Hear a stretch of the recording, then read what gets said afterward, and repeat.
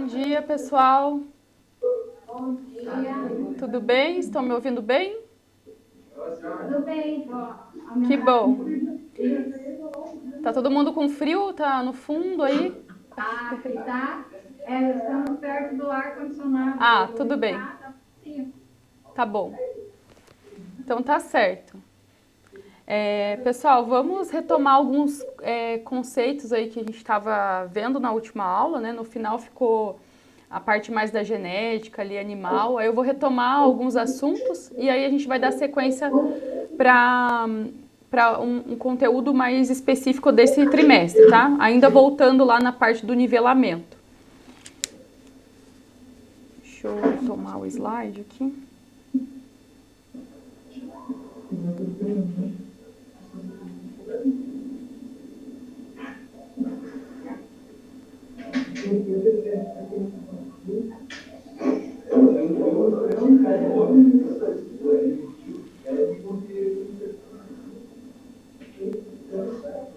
Tá.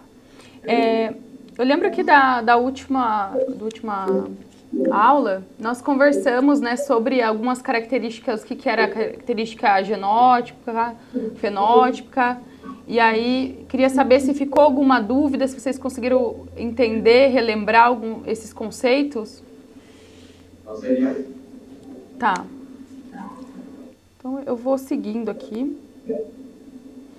E aí, o que mais que é importante para a área que, né, quem vai querer realmente seguir a parte de produção aí de animais, né, no geral, para abate principalmente, né, tem em relação que algumas partes do animal ali vai ser importante porque vai virar a matéria-prima ali, né, o produto final também para, seja a exportação, né, ou até mesmo dentro do mercado nacional.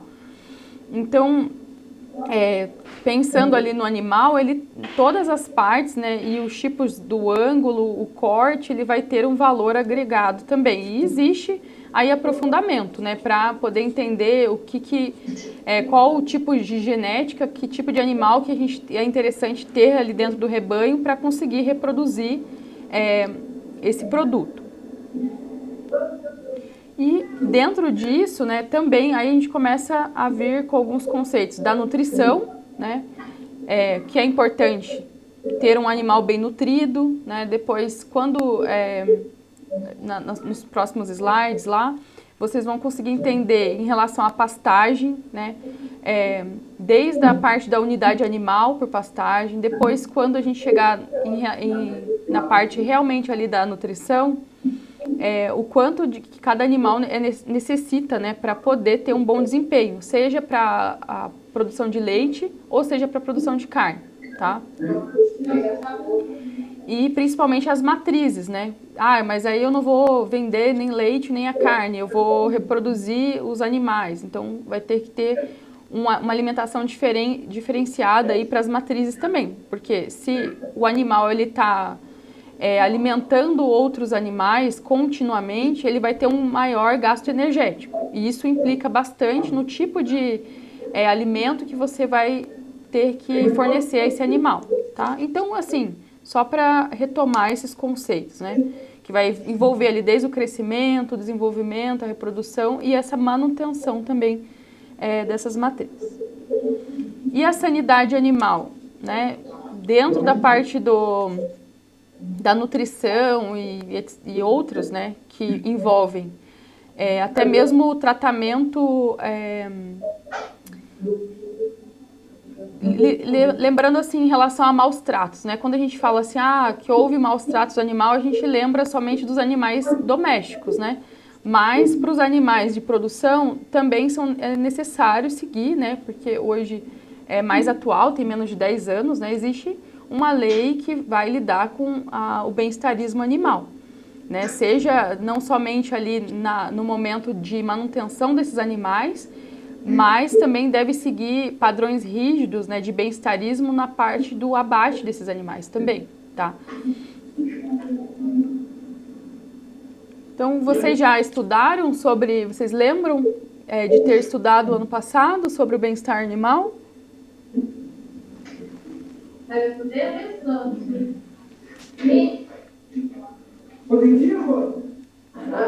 Então tá. Vocês conseguem compreender, conseguem trazer algum exemplo a respeito do bem-estarismo? Ou alguma dúvida?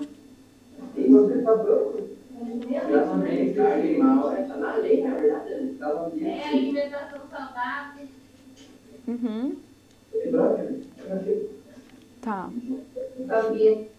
Não, e aí... Uhum. Certo. E aí também envolve não só o bem-estar físico, né? Também o mental dos animais, né? Porque são animais, são seres, né, sencientes, que sentem dor e tal. Então, se são colocados em locais, né, insalubres ali, que a gente chama com água, ou local muito escuro, vai ter um estresse, né? Claro que como esse animal está numa situação de produção, isso impacta no quê? No produto, né? Vamos colocar aqui um exemplo, né? Alguém que tem algum parente que teve filho, aí fala assim, a mulher lá teve um bebê e está amamentando, não pode passar estresse porque senão vai secar o leite. Então, pensando nisso, se as matrizes ali, né, ou as vacas que estão amamentando os bezerros, elas passam estresse, isso vai impactar também na produção, né? Então, uma coisa é ligada com a outra, tá? E reforçando que sim, é uma lei, né? Bom, aqui tem alguns dados de produção de 2021. Eu repassei para vocês na semana lá da gestão em agricultura, né, os dados aí de 2024. Eu posso depois enviar uns atualizados, né, mas é mais para a gente relembrar que a produção agropecuária no Brasil ela é muito importante, né, e alimenta aí mais ou menos 1 bilhão de pessoas no mundo, né, e tem vários países aí que a gente é exportador para eles, né? Então, principalmente aí os suínos, né?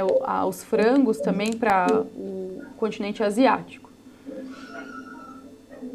Aí aqui tem alguns principais destinos, né? Que de novo, não se preocupe porque eu vou propor algumas atividades lá para a gente elucidar e fixar esse conteúdo em relação a exportação.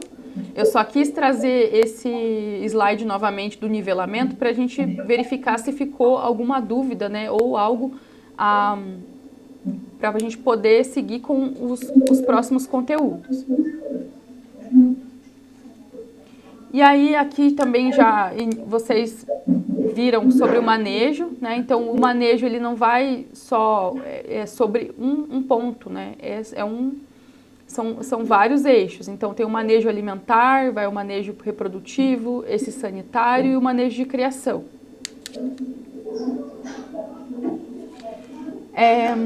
Vamos só fazer essa última exercício aqui desse slide, aí eu já vou partir para o atual, mas só para relembrar o que cada animal, onde que ele se comporta ali no termo da cultura, né? Do tipo do rebanho. Então, a apicultura é o quê? Abelha. Uhum. Isso mesmo. Ovinocultura. Muito bem. Caprinocultura. Cabra. Uhum. E equinocultura. Cavalo. Isso. E a coturnicultura.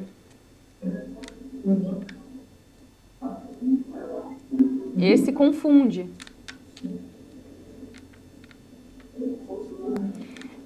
Tudo bem, porque esse não é muito falado, mas é de codornas, né?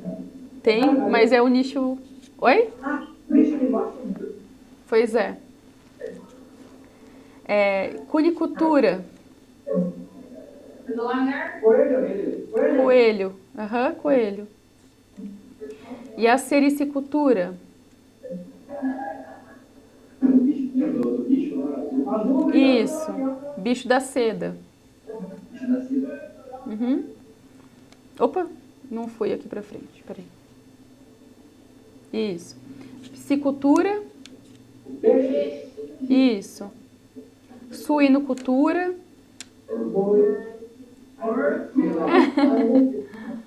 Avicultura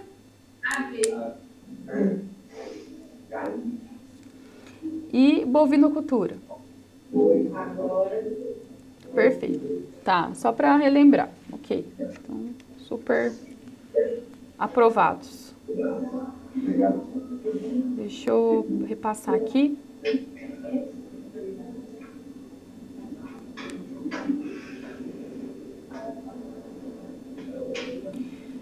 Então, hoje eu vou iniciar a parte de pastagens, né, e produção animal, que aí é algo que é importante lá na gestão de agricultura.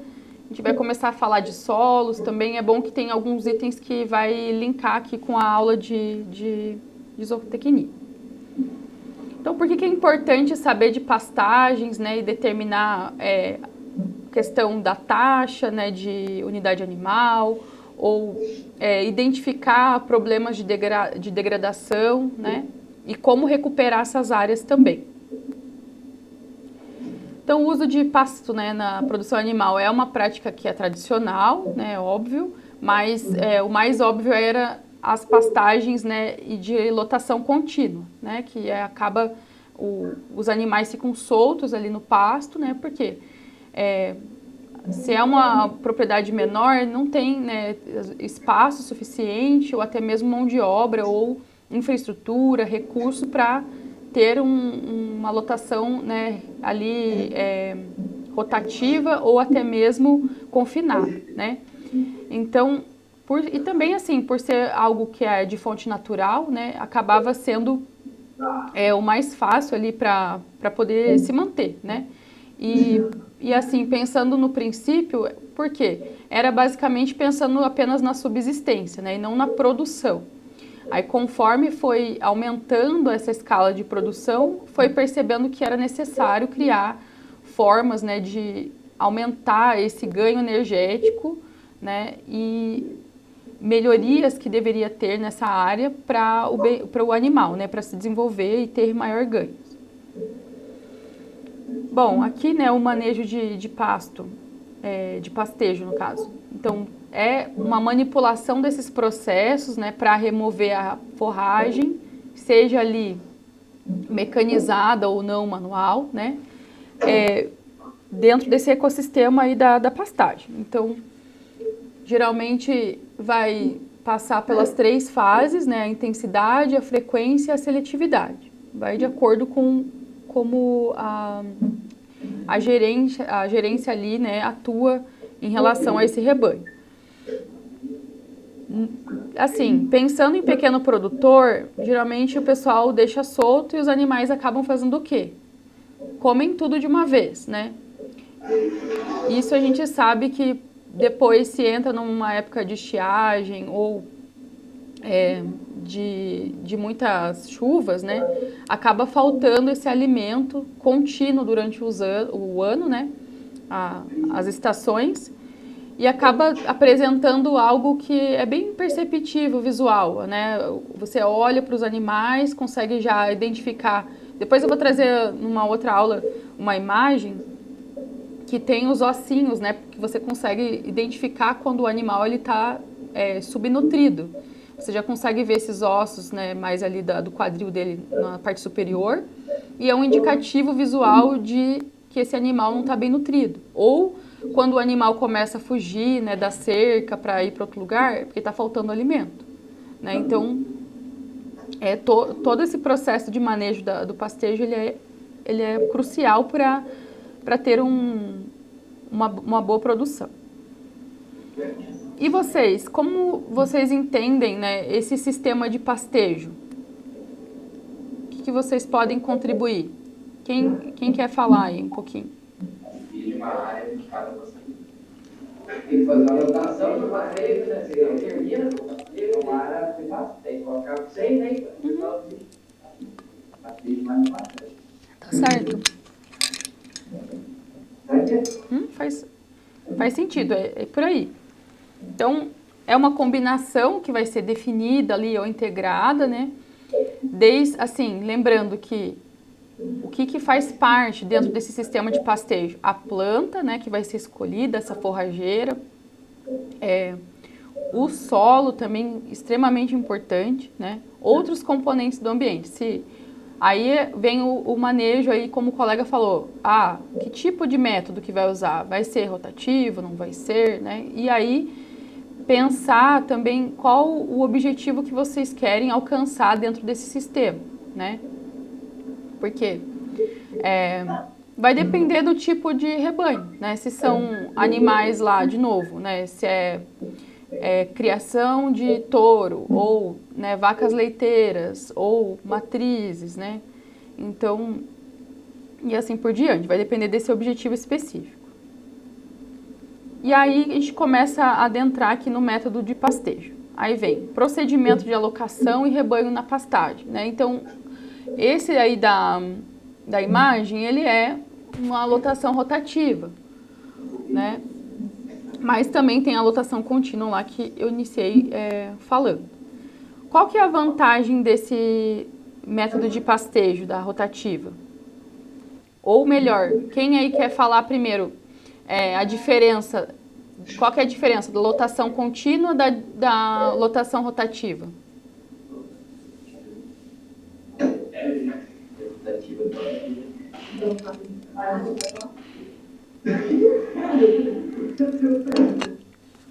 Como que é? Eu não escutei. É que a contínua, né, só tão básica, ele troca na tela rotativa, né, ela troca para o dia, né, troca. Isso mesmo. Então, exatamente, né? O animal ele tem acesso livre, né, na área toda, ele vai para onde ele quer, ele come tudo de uma vez, né? E pronto.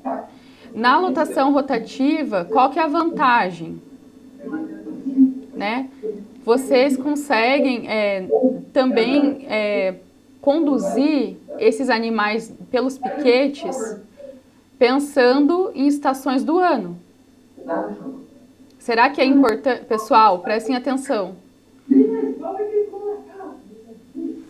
Pessoal, vocês acham que é importante pensar na rotação dos piquetes pensando nas estações do ano? Por quê? Porque é mais fácil, ele para, Tá. Mas não é só porque é mais fácil, né? É porque você vai ter um ganho maior em relação ao próprio alimento. Não vai faltar esse alimento para o animal, né? Tem que tirar tudo. Sim. Exatamente. Vai ter também o pouso, né? Vai dar o pousio para o solo também. É uma outra vantagem. E aí a gente começa a falar sobre a capacidade de suporte, porque é importante também. Será que o pisoteio desses animais na área, ele vai impactar também no solo?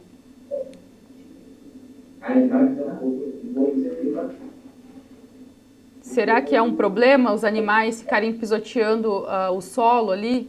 Também não, será que não? Oi? Lembra, vocês, não sei se vocês lembram da última aula lá em gestão em agricultura, em relação à erosão. Vai começando a gerar compactação e isso implica depois no plantio das forragens.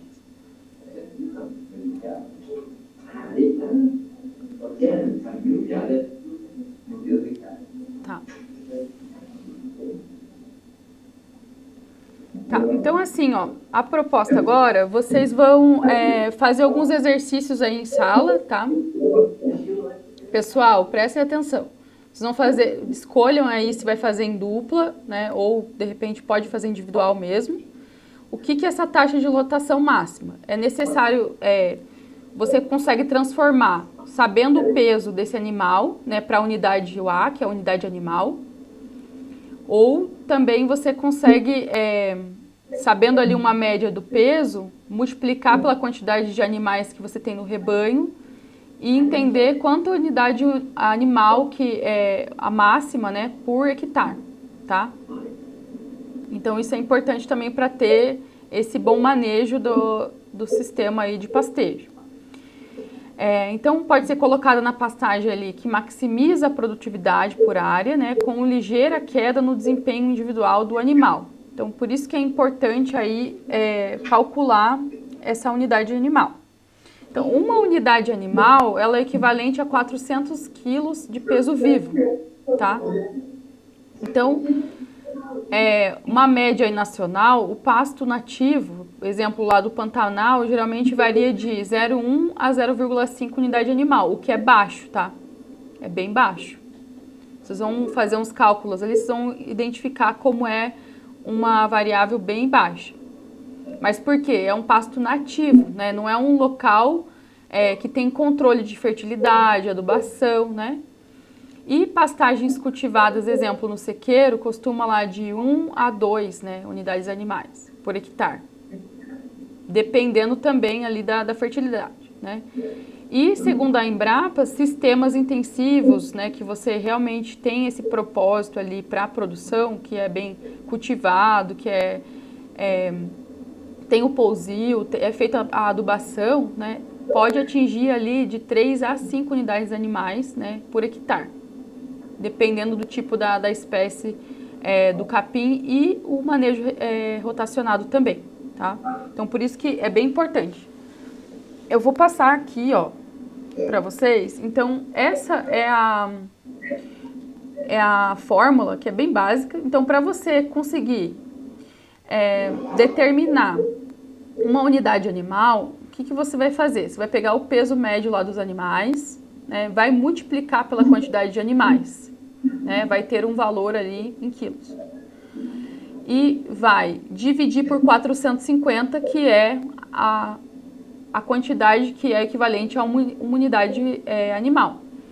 Com isso, quando você determinar essa unidade animal da área, você vai jogar na outra tabela de taxa de lotação, para descobrir quantas unidades animais você pode ter por hectare. Ó, aqui o exemplo, né? Então, se em um lote com 200 bois, né, pesando ali em média 400 quilos, em uma área de 100 hectares, o cálculo seria, né? Então, o peso total lá do rebanho, 80 mil quilos, né, seria 200 animais vezes 400.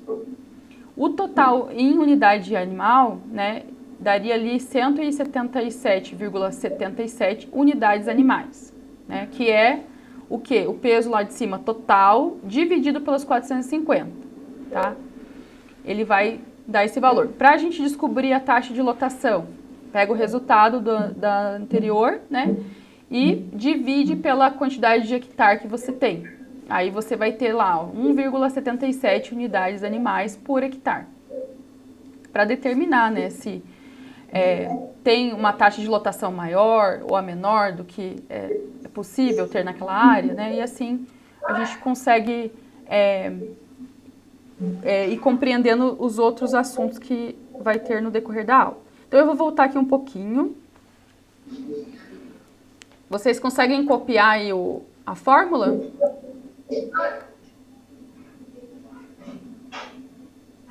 Professor, uma pergunta aqui. Sim. Tem que copiar aquele outro? Não, copia esse, aí depois eu vou passar esse aqui, ó, e vocês ficam vendo na tela. Copia só a fórmula.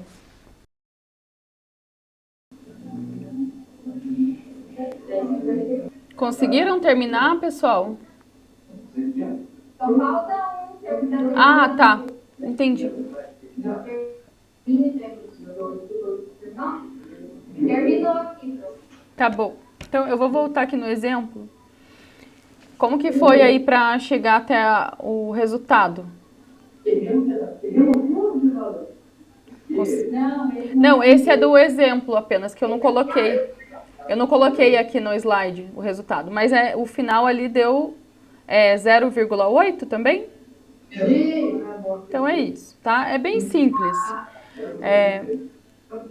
Depois a gente desenvolve mais outros cálculos desse de taxa de lotação, que é bem interessante para, na hora, né, de vocês escolherem o tipo de pastejo, né, o manejo também. Então é importante. Aí, né, como comentei a unidade lá animal, peso animal, né, dividido ali por 450 quilos. O que quer dizer aqui agora? Para você transformar, né, o peso real. Se eu sei o peso desse animal, por exemplo, no exercício anterior a gente usou uma média desse peso do rebanho. Agora, vamos supor que vocês tenham já, né, o controle individual ali dos animais, do peso, né, e precisa transformar para a unidade animal. Aí vocês vão usar essa outra fórmula. Então, podem anotar aí no caderno, né, para transformação, né, de peso real para a unidade animal.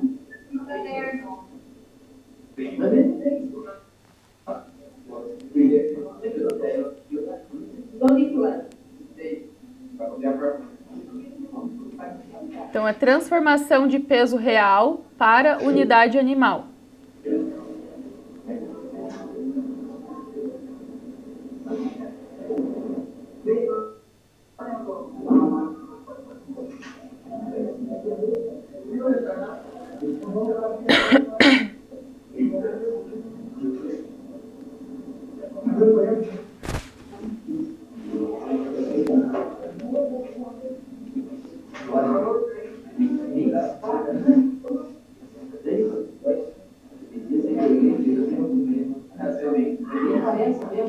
Ok? Conseguiram copiar? Não?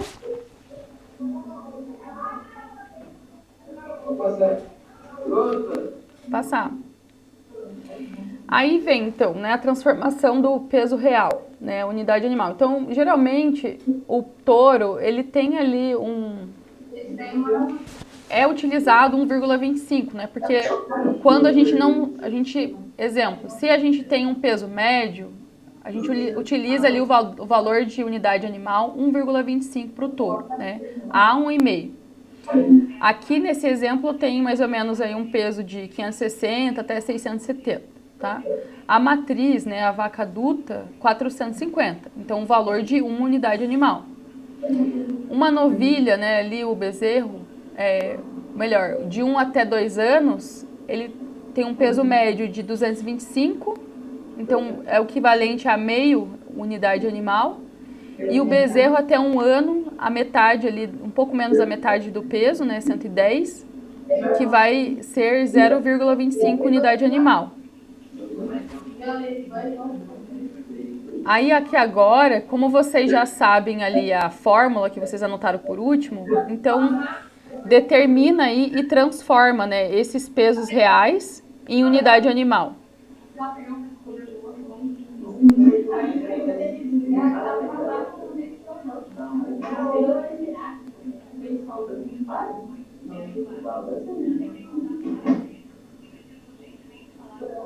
Conseguiram entender, pessoal?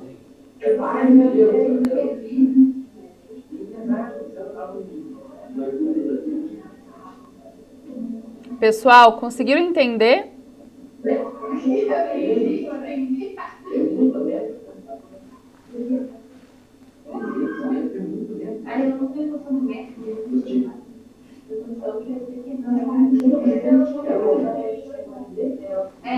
Então façam a transformação agora, né, do peso médio ali estimado para unidade animal.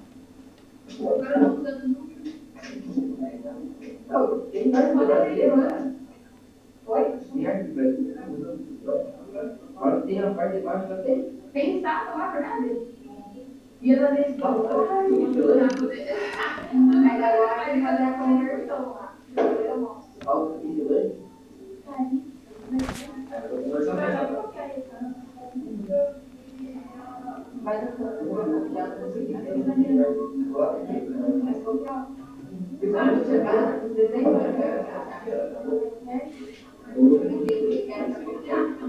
Professora, precisa anotar, né?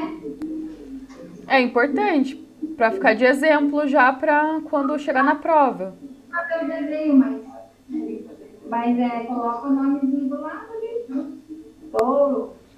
Lá, não. Demora muito.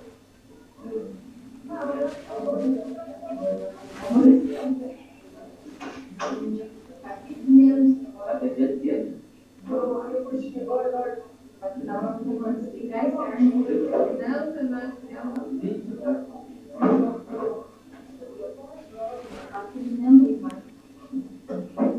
Opa, desculpa. Tá se preparando para o Europa de volta, né? Não, mas eu fui lá no verão. Aqui era inverno, era verão. É o outro lado? O que é o outro lado, né, pisada? E a gente quer os horários lá, senhora? Já os horários de 4 horas Portugal, 5 França. Eles para frente. Então acaba que a gente vai se encontrar. Ah, então nós estamos vendo novela e já estou dormindo, mas é outra. Não vai acordando. Isso. Ah, mas o é gasto, né? Por quê? Não muda nada. E daí quando você vai dormir, você trabalha. Daí cada um segue a sua rotina, ele segue a nossa Só que eles não têm trabalho. Eles vão na praça, vão desenhar. Da onde? Aqui eu acho que trabalhar igual. Não vem. Eu chamo a Tem que fazer o valor de lá, né? Fazer ela, o peso do animal por 450 anos. Pois é, aí vocês tinham copiado a fórmula da conversão, né? Até então. Agora é para fazer a conversão, não é mesmo, professora? Sim. Sim. Igual. Igual. Ah, então você pode aí no valor igual, tem que pensar. Ó, eu vou voltar aqui um pouco, pessoal. É que eu tava explicando, vocês estavam conversando na hora, simultâneo. Eu perguntei, pessoal, vocês entenderam? Ninguém me respondeu. Vou voltar aqui, tá? Então, essa para transformar o peso real, né, em unidade animal. E aí a gente vem para essa tabela. Então, é o peso médio real ali dividido por 450, que é a unidade, que é o equivalente a uma unidade animal. Sim, é o resultado. Eu toquei o A.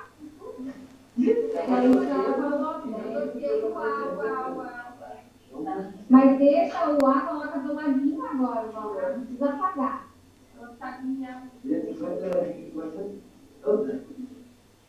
Todos.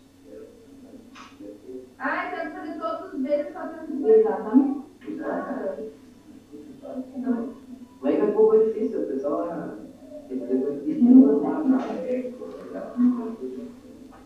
Mas não é difícil, ela está esperando. Calma, fazendo. Então.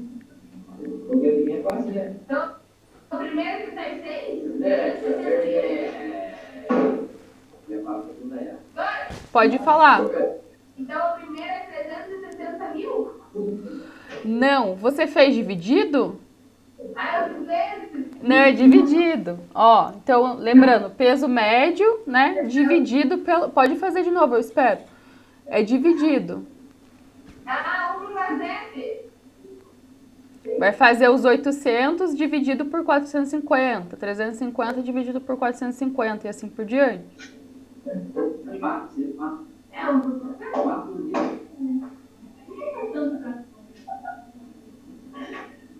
É quem está ali da sua ordem, né? É verdade, eu digo Você falta de respeito, cara. Ó, o primeiro lá deu 1,77. Alguém mais fez? Ninguém fez. Então, ó, vou colocar na prova. Já sei qual a questão que vai para a prova. Só para vocês lembrarem. Que é fácil, pessoal, é fácil. Não, é só transformar.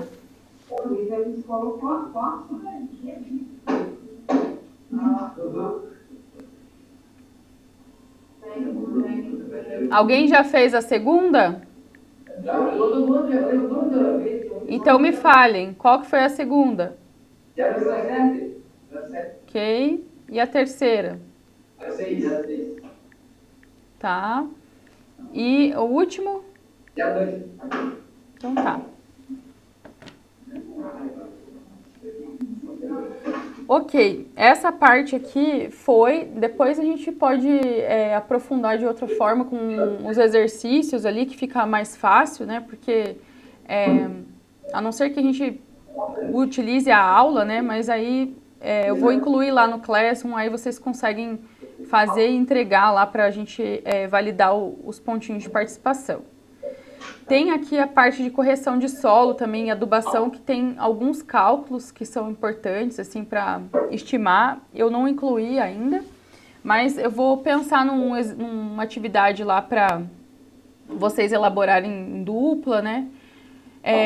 Não que vocês vão realmente utilizar, né, esses cálculos, mas assim, como é transformação, não é muito complicado. É mesmo para ter um conhecimento a mais ali, para você conseguir avaliar se realmente a quantidade de adubação ou da escolha da calagem ou do gesso, ela está dentro do que determina, né? Para saber se você está economizando ou não, ou se está gastando mais, né? Daí tem dois fatores bem importantes, né? Geralmente o pessoal faz essa correção de solo sem antes ter uma análise de solo. Por quê? Tem um desafio aí bem que é em relação aos laboratórios, né? Não sei se vocês aí que são da área rural já viram o pai ou outro parente fazendo análise de solo ou contratando o serviço de análise de solo. Vocês já viram essa análise de solo quando vem do laboratório? O resultado? Alguém já viu O resultado?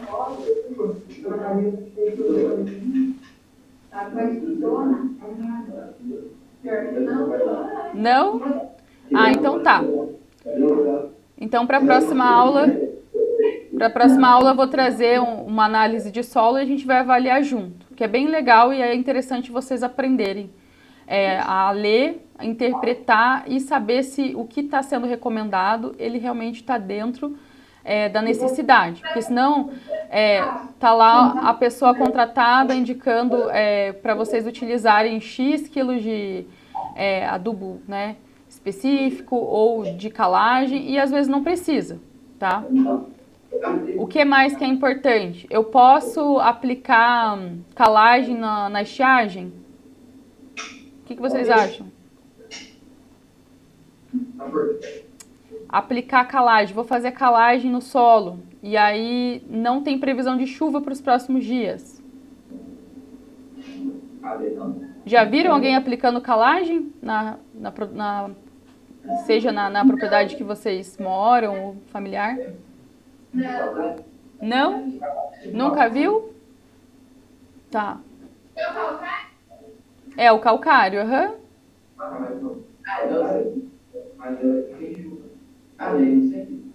Uhum. Isso, né? Porque se não tiver chuva, né, ele não vai incorporar no solo e não vai fazer o efeito ali que ele é necessário para a correção da água no solo, né? Então, assim, é bom porque eu consigo entender o que vocês têm de conhecimento, tá? Para adaptar as aulas, pessoal. Que aí eu consigo trazer junto com a parte de análise de solo, por isso que eu comentei lá na gestão de agricultura. Oi, pode falar. Eles acho que comentaram ali, a professora estudou alguns trabalhos que já presenciaram essa análise desse solo. Uhum. Aí ele começou, né? O calcário lá. Então, isso. A professora vai trazer novas análises?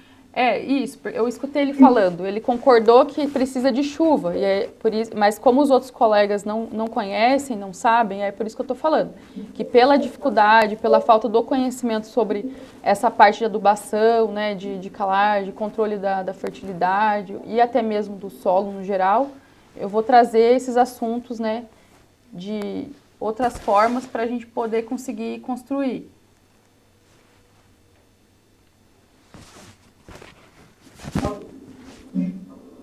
Travou um pouco aqui. Tá travando algumas vezes aqui também. Tá. Então, assim, só reforcei que eu vou trazer mais assuntos em relação a esse conteúdo, porque vai ficar legal e vocês vão conseguir ter um conhecimento a mais, tá? É bem interessante e não é difícil. Mas sim, a gente precisa, então, olha só, vai só aumentando ali, né, a habilidade que vocês vão ter que ter para gerenciar e para conseguir conduzir, porque eu já vi propriedade, as pessoas fazendo aplicação de calagem de calcário quando tem muito vento, né, ou quando não tem ainda previsão de chuva, tá? E aí todo aquele recurso que está sendo disponibilizado ali no solo, o calcário, ele tem um custo, não é mesmo? Então ele está sendo desperdiçado. Então, nessa parte vem o técnico para melhorar, trazer informações ali básicas, né? Olhando lá, vai ver a previsão do tempo, vai conseguir gerenciar qual a melhor data para fazer essa calagem, vai conseguir, com análise de solo, verificar se a quantidade de calagem que foi atribuída aí de adubo, ela está adequada, né? Então é um conhecimento que é bem importante. O gesso, será que o gesso ele funciona para qualquer cultura? Nunca ouvi falar disso. Pois é, o gesso ele tem a mesma atribuição da calagem, que é o calcário, só que assim, o calcário ele é rico em cálcio. O gesso a gente tem tanto cálcio, mas tem também uma quantidade de magnésio. Mas ele tem uma propriedade de percolar, como que eu posso dizer? Ele vai se aprofundar no solo, ali no horizonte do solo,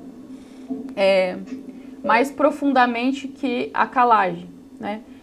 Então, pensando assim, se a calagem ela fica ali mais ou menos a 10 a 20 centímetros do solo, a calagem ela vai chegar até uma camada de 40 centímetros, né?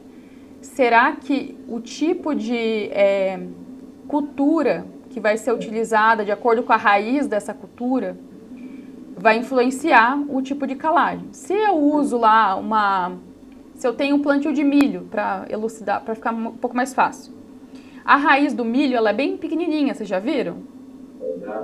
Né? Então, lá pensando no perfil, se ele tem de 10 a 20, a calagem com calcário ela é suficiente ali para a cultura do milho. Agora, se alguém recomendar, não usa aqui o gesso ele é bem mais caro.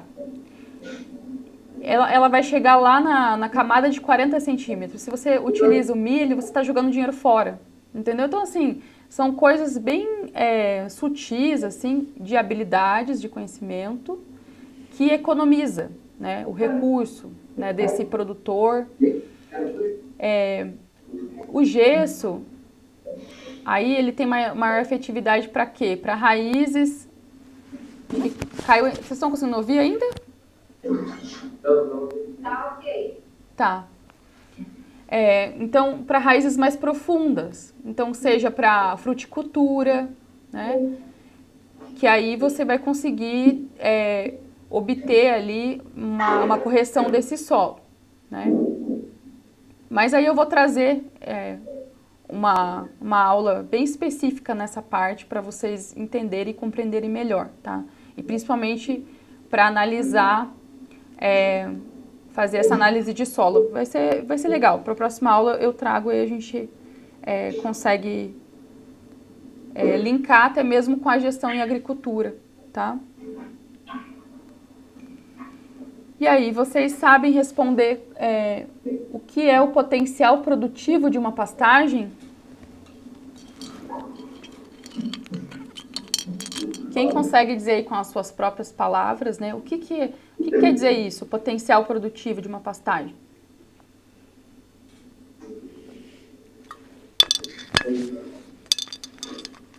Olha,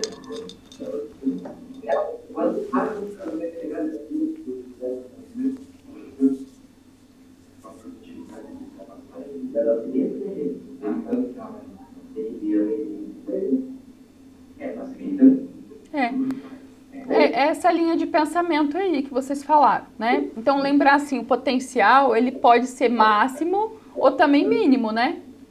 Aí a gente consegue determinar, mensurar, vamos colocar assim, esse potencial aqui é baixo, o potencial é o máximo aqui, não que é baixo, quis dizer assim, sei lá, o potencial, ele é o limite, né, digamos. A gente consegue determinar os limites inferiores ou superiores ali para a produção, tá?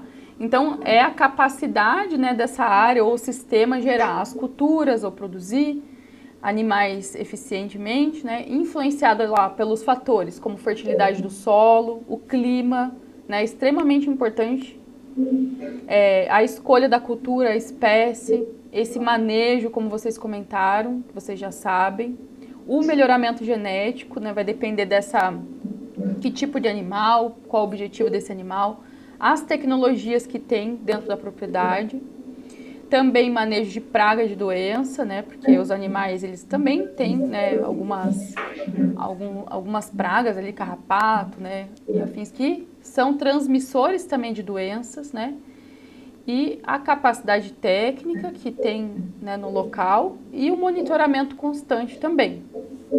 Então, é um grande desafio, né?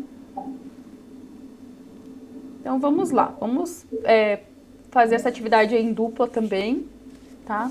Então, o uso do pasto na produção animal é uma prática amplamente difundida no Brasil e para conhecer as técnicas envolvidas, né, alguns conhecimentos são importantes. Então, com base no que a gente conversou, vocês vão responder qual é o significado da capacidade de suporte em uma pastagem e de que forma a correção do solo pode influenciar essa característica essencial. Então, conforme o que a gente conversou até agora, debatam em dupla, tá? E escrevam com as palavras de vocês o que vocês conseguiram entender. Ali eu deixei 5 minutos, eu vou deixar 10 minutinhos, que aí são 2 perguntas, né, para responder. Então, se terminar antes, a gente já volta antes. Pode ser? Ok. Pessoal, vamos fazer o seguinte, ó. Já que é 11h30 já, e vocês param 11h40, então assim, quem não terminou, termine, né? Na próxima aula, eu vou montar, então, uma aula específica para a parte de análise de solo. Não faltem, tá? Porque, assim, quem tiver calculadora, leva, né? É importante. Leva, não traz, né, na aula, para a gente trabalhar junto, tá? Vai ser bem legal, assim. Vou preparar uma aula bem legal para vocês. E aí a gente debate sobre as respostas aí dessa última pergunta, né, para eu entender se vocês conseguiram fixar esse conteúdo. Tem mais alguma dúvida em relação ao que foi retomado hoje, pessoal?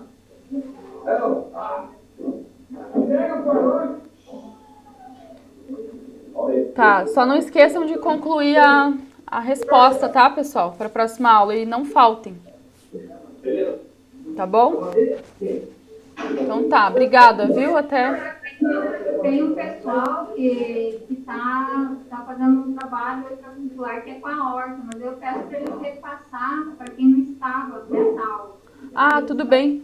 Projetinho, sabe? Uhum. Mas eu peço para eles repassar. É mais isso. Se eles tiverem calculadora, leva também para ficar um pouco mais prático ali para eles, né?